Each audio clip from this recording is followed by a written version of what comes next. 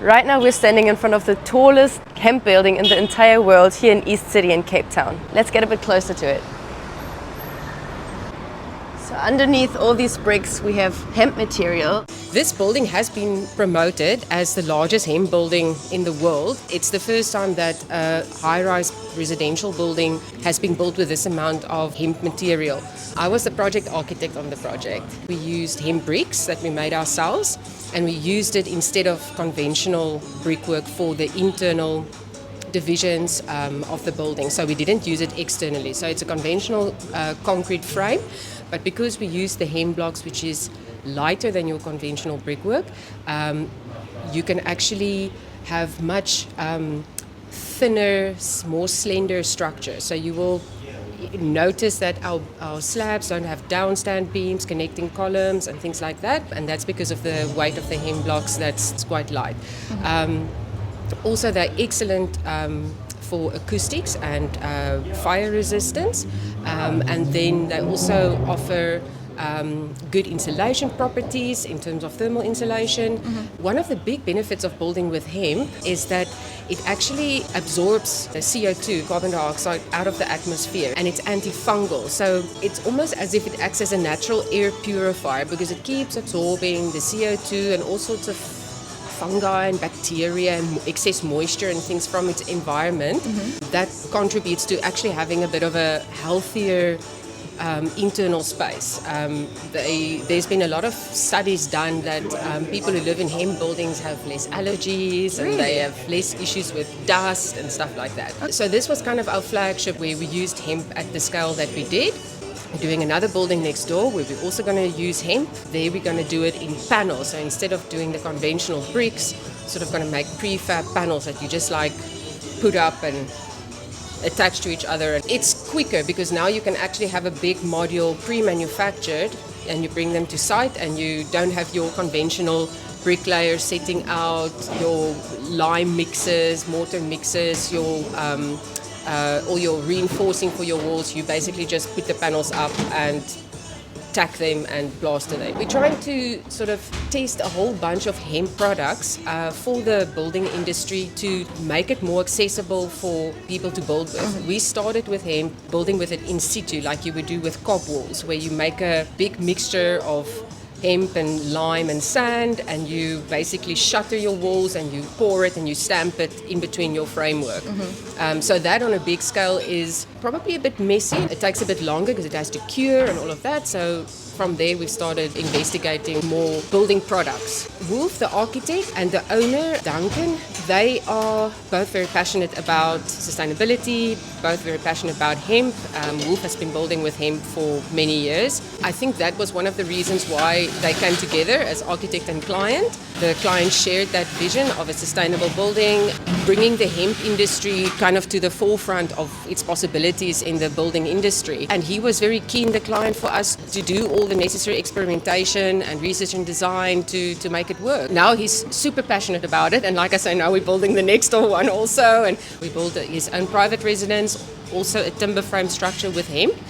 Timber from the client's farm was one of the reasons why he actually wanted to do the project. The hemp, and because he had batches and batches of pine, we call it Zonnestraal pine because that's the name of the farm.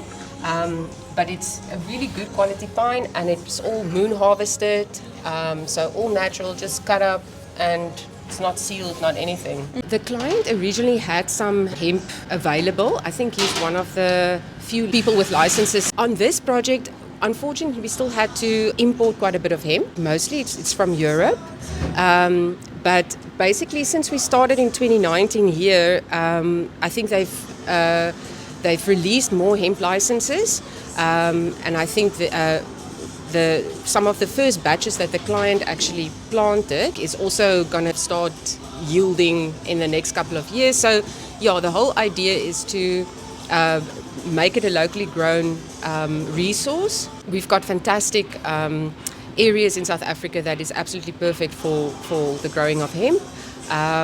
Eastern Cape, even a bit more up north. There's some pockets in the Western Cape, especially sort of the coastal areas, past Hermanus and stuff. That's great for it. So yeah, it's definitely something that can work in South Africa as an agricultural product. and then obviously unlock all the other possibilities of employment and all of that. In the units, we've plastered them with a lime plaster. Because it's a breathable product, it absorbs the CO2, you can't actually seal it. So the lime plaster is basically just lime and sand, and it needs to continuously breathe. Here you can really see how the hemp bricks look like. For the rest of the building they are plastered with lime, but here you can really see how the hemp bricks got built together, and you can also see the little hemp pieces in here. Neighbourgood is a boutique hotel, so they are basically the hotel operator at the moment. Wow, that's pretty. The curtains automatically move, and then look at this view. This is where you want to stay. This is the perfect Table Mountain view. And then they've got units. I think these are more medium to long term. It's the nature of the units. They self-catering. They all have little kitchenettes and everything. So they are basically the hotel operator at the moment. If you want to work online, this is a good place, so you can also cook for yourself. And let's check out the view here.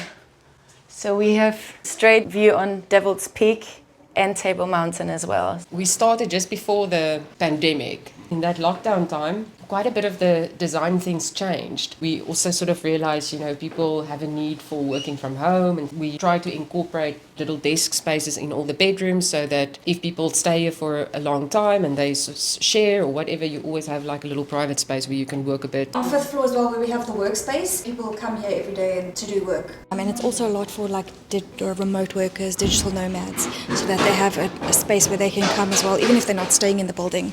They can use the space to, do work or meetings, all of those things. And then here at the back, we have phone booths.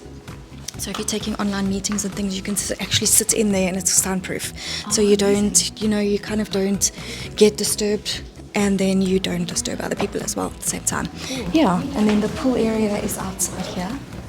So we've got a nice little pool deck where people can sit in the summertime, and also some of our guests from the workspace, when they are having their lunch break, then they'll go out and they'll sit outside in the sun. Okay, so this place is called Somewhere Norway, in this building, Neighbourgood Hotel, 84 Addington Street. We serve breakfast, we serve our lunch as well, and also if you would like some wines, cocktail, alcohol, beer, yeah, we got it, we serve you that. You can have a nice view here, you can check it out as well.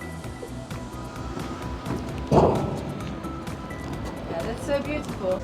So here, this is on the bottom of the building. Here we have a shop called Hemporium, and here you can get clothes, bags, hats and so on, all made out of hemp. And it looks actually really nice, and these clothes apparently also last quite long because they're not fast fashion, they're actually really good quality. Share this video to raise international awareness for hemp buildings, since it clearly has a lot of health and environmental benefits.